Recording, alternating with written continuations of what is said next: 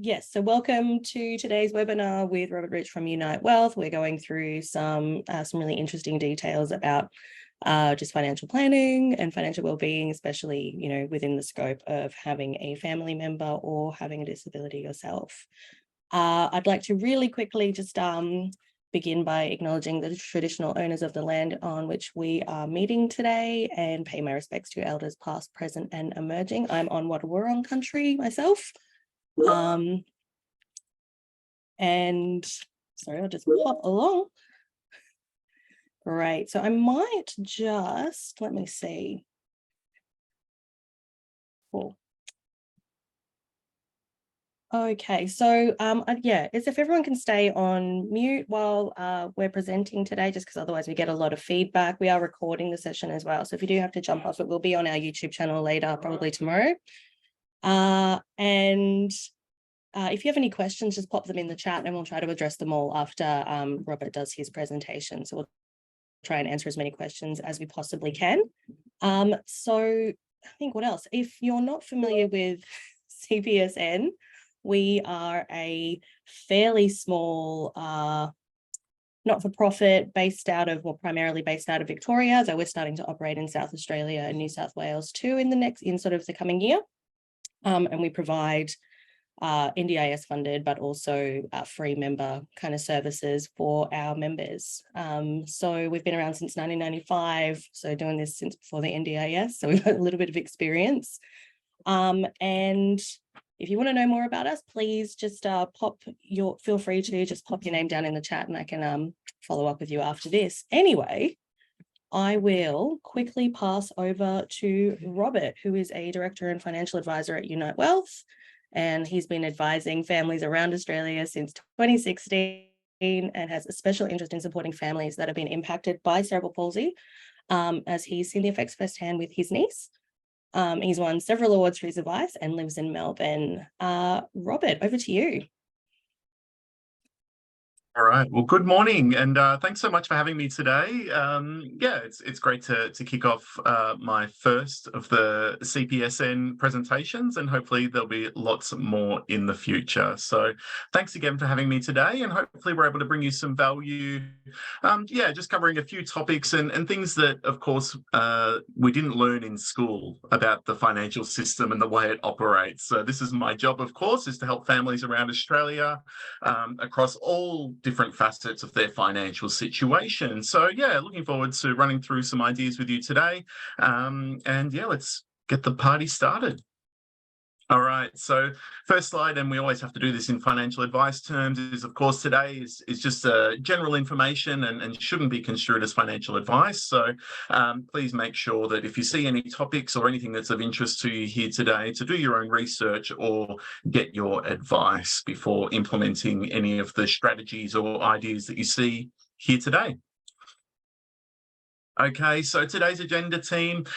So a couple of topics to cover off on. I thought the first and a really important one, particularly in the current economic climate, is financial well-being, and we'll go through some details on that about what actually financial well-being is, how you're sleeping at night, and some tips and tricks on how to improve it.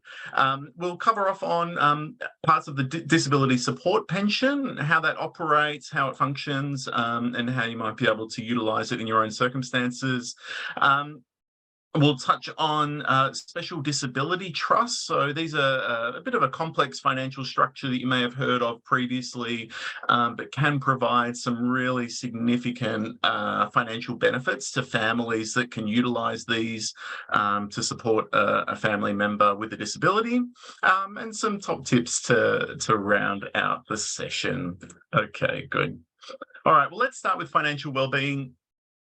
As I mentioned, we've had a lot of conversations with my clients this year about their well-being. How are you going? How are you coping with interest rates? Do you need to, check in or update your cash flow or think about things a different way than the way you've been operating? So we could broadly describe financial well-being as having a comfortable sense of your financial security. So I suppose that's, really just being at peace with your financial security and how you feel about your wealth. And of course, enough money to meet all of your needs. So this isn't, of course, talking about the first class river cruises in Europe. This is more talking about ensuring that you've got enough money to comfortably cover your living expenses and what's required there. So to go into a bit more detail there, I guess the first element that we look at and how we would assist our clients, and I'd encourage everyone to really spend some time focusing here, is on literacy. So understanding how the relevant products and legislation and basically how money works. So unfortunately this isn't taught in schools, but I know I spend a lot of time with my clients, even just bringing them up to it, educate them about, well, what's a superannuation fund, or how does compound interest work, or why are credit cards bad? Even those really fundamental issues, we need to spend a lot of time to help to educate clients. Budgeting, so this one's really important. And some people will take a view of, oh, it's okay, I don't really need to monitor it, I don't really need to track the specifics of the money in and money out. But other families could really benefit from focusing and concentrating on this area of their life, just to ensure they have a really firm understanding of what's flowing in, what's flowing out, and to help to identify perhaps any efficiencies that may be garnered from looking at their budget. And progress. So this is a good one. So making steady improvements. So thinking about, well, if we take a snapshot of how you're tracking today, here we are, 5th of December, 2023, then giving consideration to, well, in 6 months' time or 12 months' time, if we look back to this point in time, then have we made progress? Have we moved forward? Have we taken a few steps towards improving our situation? And that can, of course, garner a really great sense of confidence and happiness to see that you are making progress and taking steps to build on things. And with regards to enough money to meet your needs, a buffer is absolutely critical for every family. So what I mean by that is, of course, just a sum of money. Every family, every household that I meet has a different comfortable cash buffer that they have. For some families, it might be $1,000 or $2,000. For other families, they might not sleep at night unless they can see $20,000 in their bank account, and so on from there. But really, just always being able to look at your bank account and say, right, in case of an emergency, we have a sum of money there and we're able to utilize it if we need to. That can really help your financial well-being. Cash flow, so of course giving consideration to, and this ties in with budgeting, is thinking about, well, do we have a sufficient level of money flowing into our situation to support our living standards? And investing. So this is a nice to have, of course. And once we've got a really firm, understanding and comprehension of those base and fundamental levels of our financial wellness, then of course, if there is a surplus, or if there is scope to consider, investing a surplus amount of money, then we always just want to investigate with clients and see, well, are we able to activate any lazy money in your situation? Because, of course, if we can get your money working for you as an employee of yours, then that's going to make things a lot easier for you. Of course, more wealth is going to lead to more options moving forward. All right.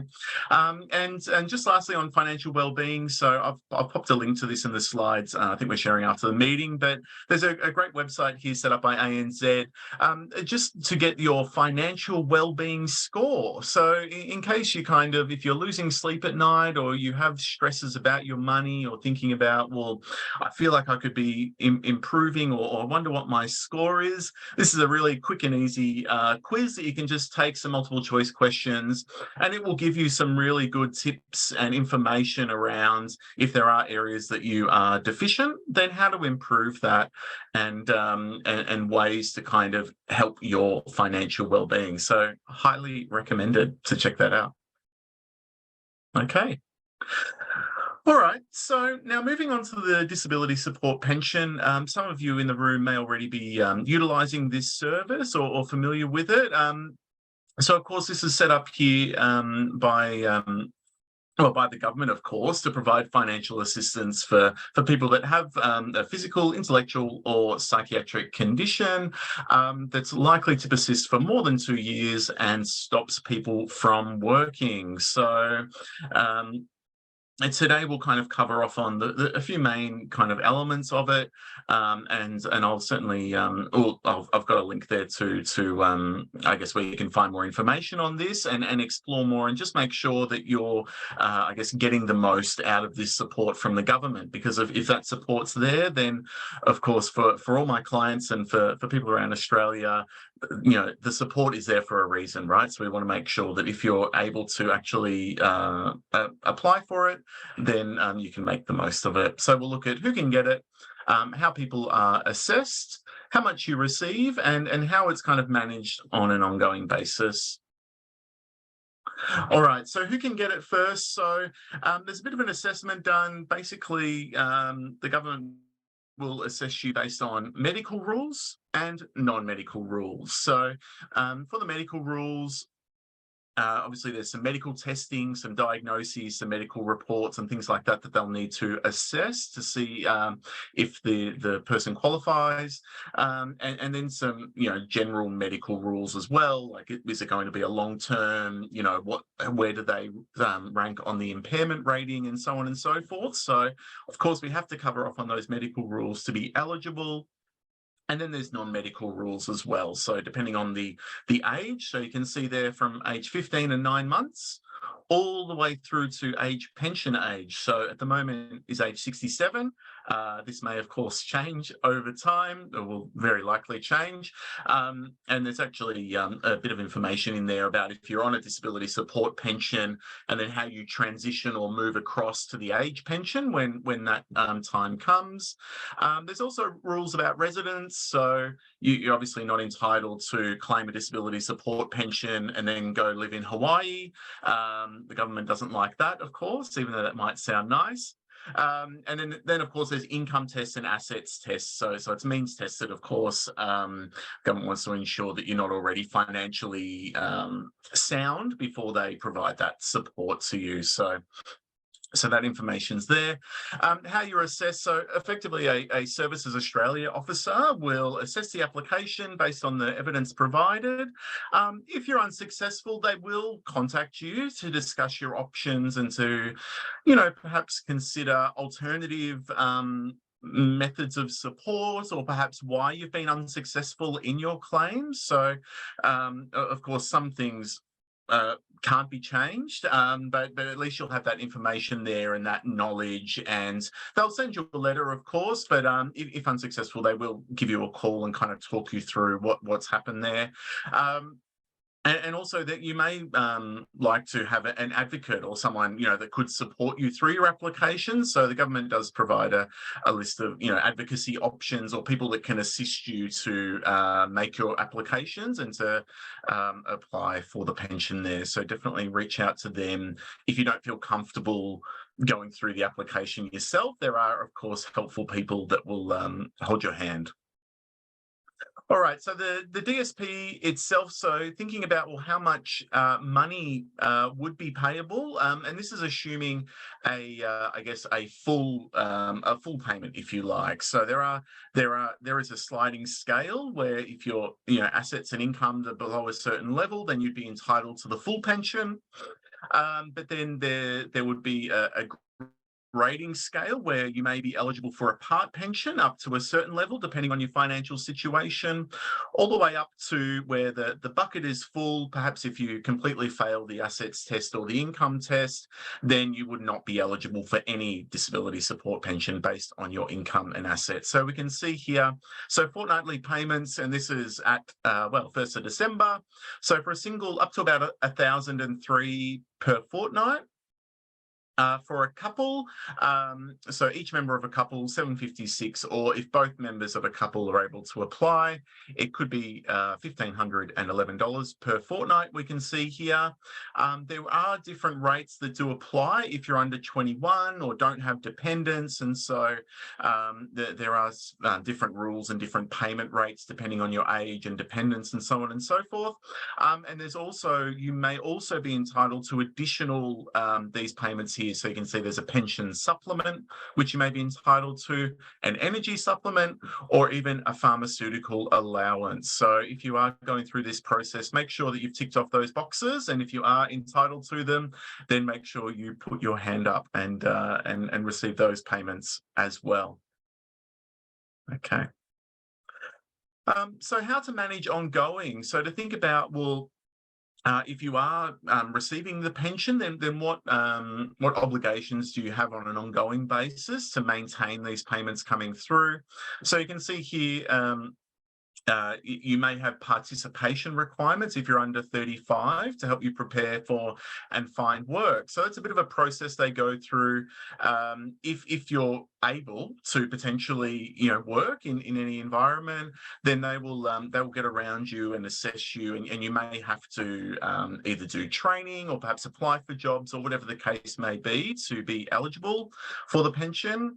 Of course, you need to report any income received by yourself and your partner every 2 weeks, even if it's zero. Very important there. So even if it's a nil, we still have to report that.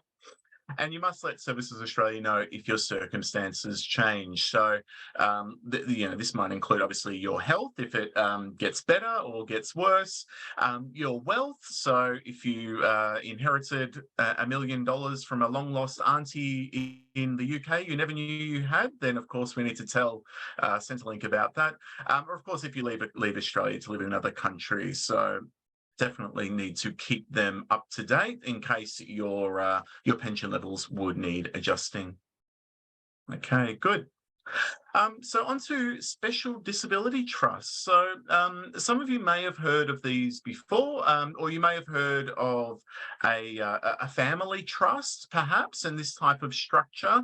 So basically, for those of you who aren't familiar with what a trust is and how it operates, the most simple way to explain it is basically that a trust is a bucket, if you like, and basically we can create a bucket or a trust, and within that bucket that can hold investments or assets, if you like. So inside the bucket, if you want to picture it that way, there will be a bank account, there could be investments, there could be property, there could be shares, whatever the case may be, and it's all I guess owned by the bucket and kept safe inside the trust. So a special disability trust, these are a special type of trust. And basically what they do, as you can see there, they allow families to plan for the long-term care and accommodation needs of someone with a severe disability. So there's two main benefits to this strategy, and why if you're in this position, you should certainly look to investigate this further as to whether it may be an appropriate strategy for your family and your circumstances. First of all, it provides gifting concessions. So you can see there of up to $500,000. So what that means, and some of you, or if you're familiar with the government age pension, there's very strict rules around gifting. Of course, the government doesn't like the notion of families getting to their mid-60s, gifting away all their assets to their children and then claiming a full pension. That's not very fair. So there are quite strict limitations on how much you are able to gift. So about $10,000 a year as it stands at the moment.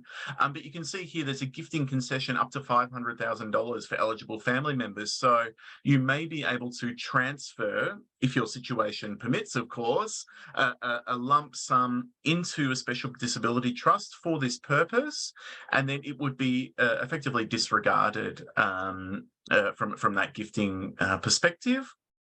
And there's also this assets test exemption of up to, $781,000 where it stands at the moment to the principal beneficiary.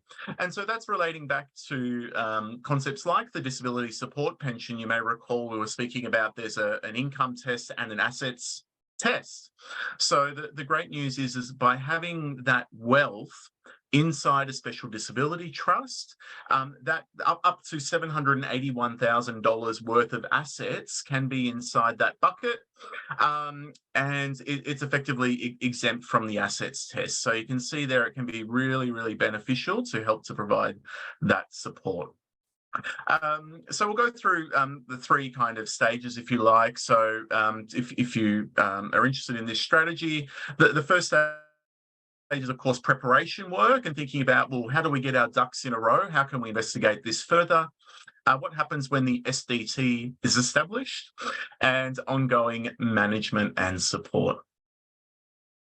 Okay, so let's start with preparation work. So if you feel like this could be a strategy that that could work for you, step one, definitely speak with a financial advisor first about your circumstances and the circumstances of the beneficiary and where they're up to, and some research can be done to assess whether this could be a viable strategy at all. Of course, there's no point for, say, the parents of a child with disability to put $500,000 into a special disability trust if then that leaves them short and they shoot themselves in the foot, right? So just because a strategy sounds good, in theory, we need to take a step back, slow down, and obviously have a think about, well, what are the ramifications here? What are the benefits of the strategy? What are the potential risks and negatives as well? And how could that, how could that flow in with the family and what's most appropriate? So you can see here, step one, we'll speak to a financial advisor. I should have put that as step one. But step two is the beneficiary. So will need to be assessed as severely disabled. So very important here. We're not able to just set up a special disability trust willy-nilly. The beneficiary would need to be assessed and for that purpose. Next step, so the trustee must, I've gone one step too far. Here we are. So the trustee must formulate an investment strategy with the dominant purpose of paying for the reasonable care and accommodation of the beneficiary. Okay, so the trustee, that's effectively the person who's in control of the trust, right? So quite often it's the parents setting up for a child, or it could be another trusted family relative or expert or someone that would oversee effectively the management of the trust, of the bucket and the financial situation there. So the trustee needs to formulate a strategy with the purpose of paying for the reasonable care and accommodation of the beneficiary, right? So that's what this trust is for. This trust isn't just here to speculate or invest in crazy, risky assets, or to just sit there in cash, in a lazy investment, or it's not there to put money in a Milo tin and bury it in your backyard. We really need to think about, I see a few people laughing, but you'd be surprised how common that is actually out there. So it's interesting, yeah. So you really need to give consideration to, well, what assets are we putting in the bucket, and how are they going to fund, the reasonable care and accommodation of the beneficiary? So we need to do a bit of a thought process there around how much is it going to cost to accommodate the beneficiary? How much does it cost for the care, and so on and so forth? How much is provided by NDIS? Other things like making sure that we've got liquidity considered. So liquidity is basically not being kind of asset rich and cash poor. So you wouldn't just have one, say, an investment property in the special disability trust, because the cash flow and the rental income from that property may be insufficient to actually meet the cash flow requirements of the beneficiary. So we just need to give consideration to making sure we don't have all of our eggs in one basket, and there's enough liquidity there to pay for things as they arise. And certainly paperwork will need to be prepared to, I've clicked again, sorry, to create the SDT either presently or as part of a will. So this is important. So either you could create a special disability trust in the present day, no problems, or sometimes parents will have a provision for a special disability trust in their will. So they work with an estate lawyer and create and effectively have a provision there that on the passing of the parents in this example, that a special disability trust will be created as part of the will and as part of processing the will, and then the assets would move and the trust would be created for the purpose of the beneficiary moving forward. So yeah, so that can be another strategy that may or may not be appropriate. Okay, so moving through to getting the special disability trust established. So obviously assets need to be acquired or transferred. So if, for example, the parents have money in their superannuation that they wish to, transfer out and then use that to buy some assets in a trust, of course, that you would need someone to hold your hand, to consider tax implications and think about, well, transferring the money or the assets into the trust and then how they're to be set up and established from there. Of course, Centrelink will need to be notified in relation to those proposed gifting concessions or asset test exemptions. So we'll need to make sure that they're aware. And certainly cash flow and management is coordinated to establish the funding for the beneficiary. So literally that may involve creating bank accounts or setting up direct debits or whatever the case may be, so that everyone has the online login details and everyone's across how the assets are going and how they're performing. And so in relation to ongoing management and support, so very important here that the trustee, the person managing the trust, must provide annual financial statements that comply with the Australian accounting standards. Okay, so this is certainly not a case of the trustee just whipping up a spreadsheet or writing on the back of a napkin like this. You need to see an accountant. An accountant needs to process and oversee this special disability trust and make sure that every financial year that the proper tax procedures and the accounting standards are adhered to. Very important. Definitely don't do this yourself. And of course, the investments will need to be monitored over time to ensure that they remain relevant to the needs of the beneficiary. So again, very important here, you may not wish to just go out and buy 100,000 Commonwealth Bank shares, that may be inappropriate, or there may be a share market correction, or there might be an investment property which all of a sudden isn't getting any capital growth or isn't growing or is finding it hard to get tenants, and it's actually not an appropriate set of assets to provide for the needs of the beneficiary. So we just need to keep our finger on the pulse and make sure that we're monitoring this and not just letting time just tick by. Okay, very important. All right. So on to top tips. And so these are really general tips that I provide to all the families that I work with on an ongoing basis. The first step is pretty much just to turn down the noise. I think one of the greatest problems I see families running into is, they heard from Bob at the barbecue, or there was that person, or that ad I saw on Facebook, or that this or that, and I should go start a self-managed super fund, or I should this or I should that. It's I would say do your best to just turn down the noise, block it out. Obviously listen to how people are operating, but quite often strategies that are working well for one family may be completely inappropriate for your family or another. So always, do your research and see are these strategies actually helpful.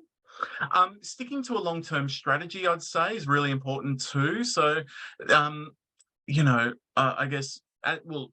know, or anyone that's lived through the GFCs and the recessions and all those things that have happened, as we know, the people that actually ended up losing money when the share market and when the property market's correct are the people that sell out and the people that get a bit worried and kind of go, oh my goodness, I need to turn my money into cash, and then they miss the rebound. So I always encourage my clients to say, okay, if we're setting ourselves for a 5-year strategy here or a 7-year strategy, so let's make a note and let's remember this day, because that way you avoid all the bumps and all the noise and the volatility along the way. So very important, very important.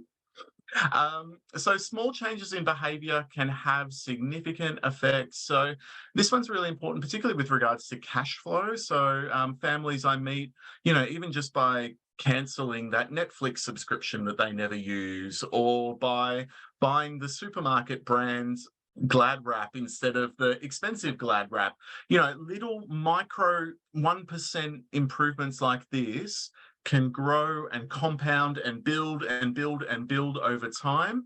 And that way you don't clients don't look back when they're 50 or 60 and go, oh gosh, where's all my money gone? But that perhaps they've been a bit loose with their money over the years. So definitely I encourage my clients to be frugal, where possible, and it can really have a significant impact over the long term. And the last little tip here is just so time in the market beats timing the market. So, and this goes with clients considering purchasing properties or shares or whatever the case may be. But a lot of people are sitting back and waiting and waiting and waiting and waiting and waiting for the right time to come. And then before they know it, they go, oh, whoops, things have moved too far ahead of me. And oh gosh, I shouldn't have waited. I shouldn't have tried to, save a couple of $1,000s. I should have just acquired the asset, just grabbed it, even if I pay a little bit too much for it. Most good quality assets, and anyone that's owned a home in Australia over any period of time will be able to tell you that assets can be a very forgiving nature of times, and so they will repay you over the long term. All right, good. So some useful links here, and I think we're sending out this slide deck, so you'll have these all here. Just popped in some links. So obviously that ANZ Financial Wellbeing, some information there about having a disability advocate and that process and how to kind of speak with and get the right people on your team. This other link you can see here, so the Financial Information Service. So this is one of the best kept secrets in all of Centrelink, I would say. So there are some very helpful and very friendly people in this department of Centrelink. I've worked with many of them and they're absolutely fantastic. It's a free service and they will act as a almost like a financial advisor, but specifically in relation to Centrelink and pensions and how to extract the most out of them and what you're eligible for and what you need to notify Centrelink about and how that works. So if you feel uncomfortable dealing with Centrelink and those and that department, then definitely worth reaching out to the FIS, and they will be they're really, really helpful people. And also, if you're in the mood for some light reading over summer, this is the guide to Australian government payments. So this is almost the Bible, if you like, of all the Centrelink payments. So with regards to all the pensions, income tests, assets tests, everything, the be all and end all, and everything's within this guide. It's actually a pretty interesting read, if that's of interest to you. But yeah, there's some more information in there, and of course the Centrelink websites are a great resource as well. All right, so I'll put my details here as well. Look, I guess I'm coming from the perspective that I just want to help and add value as much as possible, right? I'm not looking for new clients at all, really. I just want to help as many people as possible. And so I want to extend for families working with CPSN that I'd love to assist in any way I can. So more than happy to have a chat or grab a coffee or something and to learn more about your situation. And we can start to kind of guide you and get you in the right direction, just so that you have better control of your finances, that you're sleeping better, and hopefully that you'll have more options moving forward and you won't just be stuck on the one path. All right, so that's it. Thanks so much, guys. Beautiful. Thank you so much, Robert. That was really, really informative. And yeah, a lot of really good nuggets, I think, for everyone there, especially in these inflationary times. I think we've got some time for questions. So if anyone's got a specific question that they want to ask, this is a really great time. I know that we had a couple come through early, so I'll run through them as well. But I wanted to give anyone a chance to sort of take the floor if you have a question.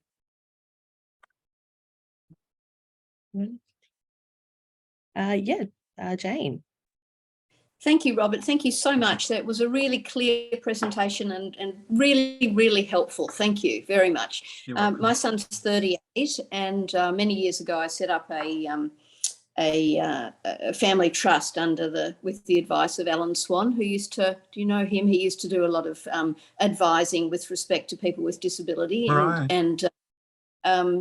but now that's no longer fit for purpose, as my financial advisor has let me know. And so I guess we need to go through the process of setting up a disability trust. But I haven't into that yet. How much? I mean, these tools are expensive to set up, to build, and then to unbuild.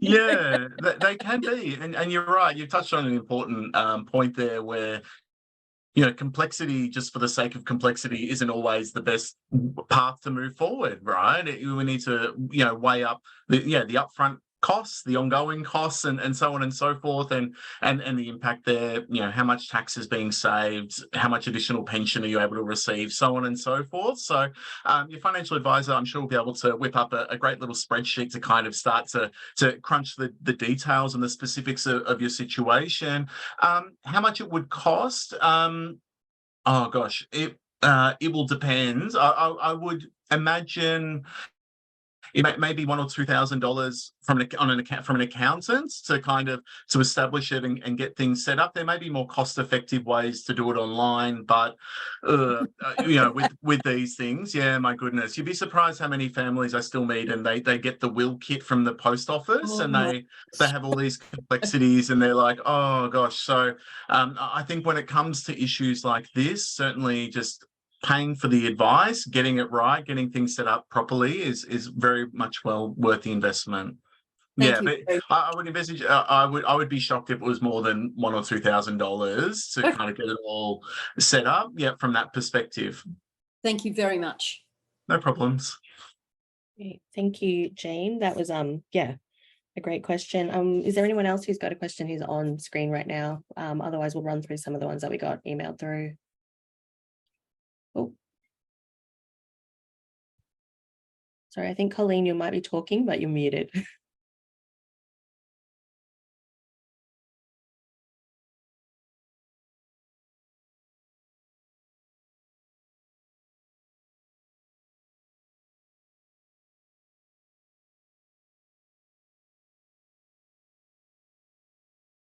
All right. Okay. I think Colleen might be typing a question in.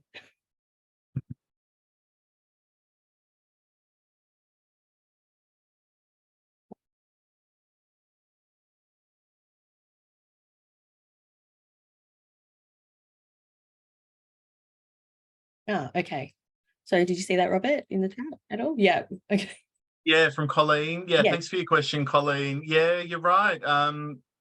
In rural areas, it can be hard to get the right support. I would always encourage every family that I work with to surround themselves with a team of experts, right, and people that can support them. I have clients that are in Queensland, and I support them from an advice perspective, and they're accountants over in Perth, and they've got people all around Australia that have the skills and the qualifications to support them. But also importantly, that have that level of care, I think, and that level of attention to detail, and that level of responsiveness, and they'll get back to your emails relatively promptly, and all of those details are really important when deciding who the financial experts are that you want on your bus.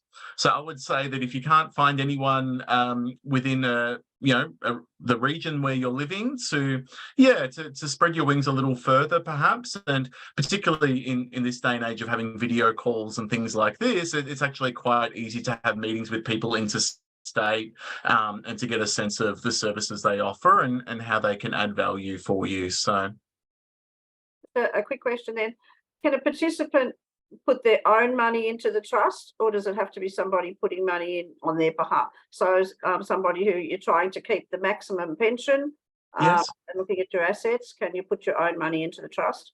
Yes, absolutely. Yeah. Yes. Thank you. No problems. Okay. One question that we did have emailed through, I think, earlier on was just about, and it's quite specific, so it's probably, I'm not sure if you'll have the answer, but I'll put you. Someone was just asking if there's any specific government support for moving houses if the house that they're in is not suitable. Good question. Not to my knowledge, like specifically, not a provision. Potentially through the NDIS program, maybe there might be an element there, but you may, you may need to kind of inquire through your NDIS provider, to get there. But I'm not aware of anything formally, as an element from Centrelink. Cool, thank you for that. And there's another question in the chat just regarding to how is severe disability defined, or is that sort of documented anywhere for reference? Yeah, certainly. So there will be information on that in the disability support kind of pension in that section of their website. In the slides, I think I referenced about the impairment rating needs to be over 20. So I'm not very familiar with the specifics of that, but quite often it's a case of I know for our clients, even with regards to maybe insurance applications or any of those things, that quite often we'll submit an application with our medical information and our reporting, and then we'll kind of wait on the assessment. So we'll kind of work with them to try and find, based on their assessment of the documents, rather than trying to go, oh, yeah, definitely we tick that box or we don't tick that box. Quite often it can be easier to just submit an application and then have it assessed by the provider. Okay. And we've got another one from Colleen asking if nursing home fees would be paid directly through the trust. Well, yes, assuming they're they're obviously approved accommodation costs. So so certainly the trust as referenced before would effectively have a bank account sitting inside the bucket. So whatever assets are over here working and making money, obviously into the bank account, and then from that bank account, then expenses and invoices can be processed and paid from there. Beautiful. Well, I think that might be all the questions we've got for the time being, but of course, I always think of questions after I get off a webinar. So if anyone finds themselves in that position, I think we'll be sending out an email with obviously all these resources either today or tomorrow. So you can always email us back if anything pops up, and we'll give you Robert's contact details as well, of course. So if you need to continue the conversation, you can. Oh, hang on. So there's just another one in the chat here. That's me again. I'll let Robert read the first one. Yeah, certainly. So I see a question from Likewise here. It's an insurance assessment done in setting up the trust. Some who disability do not qualify for it, so it's good to know what the criteria are. Yeah. So it's not necessarily an insurance assessment. Sorry, I was just kind of mentioning in a separate kind of topic, when any medical assessments are done, that I would recommend just submitting the application and then have it assessed by the people making the decisions there. But of course you definitely want to make sure that the person qualifies before you go through all this process of paying fees, setting up complex structures and getting all those things organized. So I definitely recommend doing that. And from Colleen, minimum dollars in the trust. So none to my knowledge as a bare minimum, but And I would certainly suggest, making inquiries around, well, how much can we get in, and would that be actually appropriate? I think if you put $50,000 in there, then that's not going to last an exceptionally long time, right? So depending on the outgoings, depending on how much was actually required, you may almost be able to work backwards with a financial advisor to say, well, if we need $20,000 per annum coming out of the trust, then what level of assets do we need in the trust, earning what rate of return? Less, you mentioned, of course, the ongoing cost of the trust as well. So again, that may be in the range of, I'd say maybe about $1,000 per annum, 1,000 to 2,000, depending on if you're paying for an advisor or someone to manage the investments and doing things. I'd say with no specific management on the assets, it may, I would suspect, accountants are going to hate me after this chat. They're going to say that I've had these clients calling saying I can do a cheap special disability trust. I'm not sure, but I would envisage it would be about $1,000 to $2,000. But yeah, very important, of course, to give consideration to, are the assets inside the trust going to be sufficient to generate the income we need to fund the expenses outside the trust? Awesome, thank you.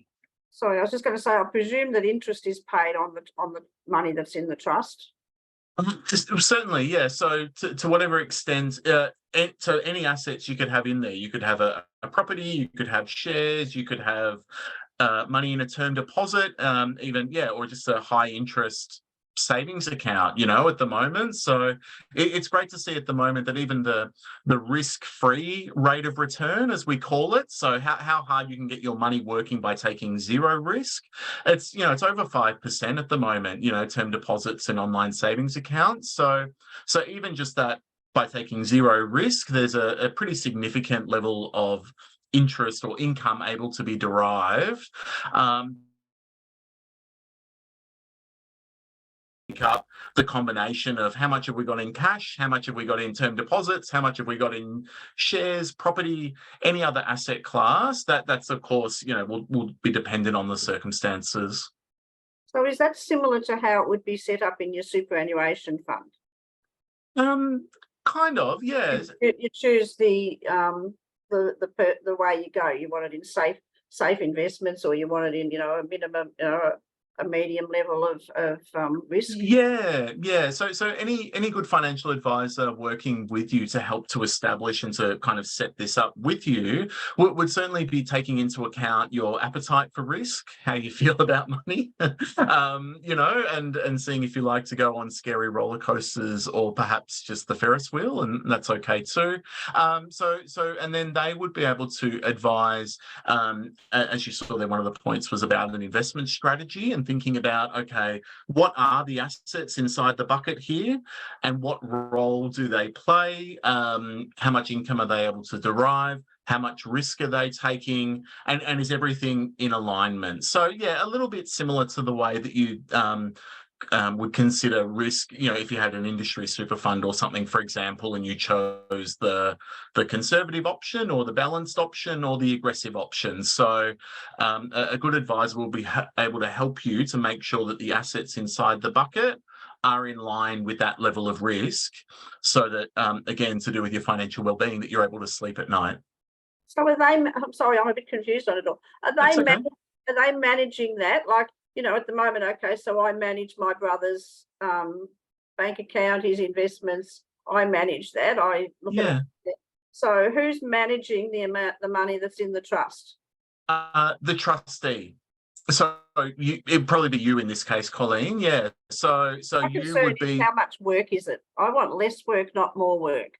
I would say it will be a little bit of work at the start, but then a good financial advisor, if you're not looking to be in there pulling the levers, scratching your head, thinking about it on a weekly basis, which I suspect you're not, then a good financial advisor will be able to establish assets, accounts, whatever the case may be, that are pretty self-regulating and pretty much will look after themselves, right? So maybe once every 6 months, it might need a cursory glance by the trustee just to make sure, oh, yep, everything's still okay. Yep, no problems.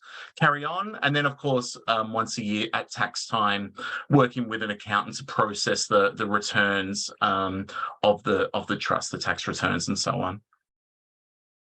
So you actually need a financial advisor and an accountant. You can't just work with one. Depending on the complexity, I would say, Colleen, if your plan was just to put everything into a term deposit, then I don't think you need a financial advisor to help you to do that or to set that up. That could be done quite easily.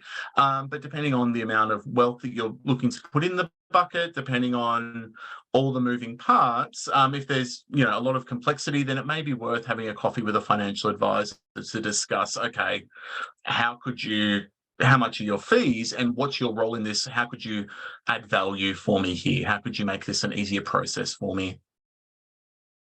I've had financial advisors tell me it's not worth setting up disability trusts just to stay away from them. Interesting. So without knowing your details in specifics, it's hard to know. All I know is from the legislation and from my learnings, right, that they can be really helpful strategies for some families in some certain positions. But you're right. For some families, it may just be a case of, oh, don't worry about it. Due to these factors, maybe it's not an appropriate strategy for you, and maybe they're right. Yeah. So it's hard to say for sure, but certainly worth investigating, at least for your own knowledge, right? To then know, and you should be able to collate a significant amount of information just with a little bit of your time and a few phone calls, with minimal expenditure, if any. Certainly, we'll make sure that my details are there, or you can have a Google. I'm not very hard to find online as well. Be more than happy to have a chat offline, Colleen. Thank you. Great. So I think we're just about out of time. Like I said, we'll send through some resources, including Robert's contact details, Colleen. Don't worry about that. Either today or tomorrow. And if anything else comes up, please feel free to reach out and we'll try and connect you with some answers. Thank you all so much. And of course, thank you to Robert for your time today. Thanks. You're very welcome. Thanks, team. Bye. Bye. Thank you.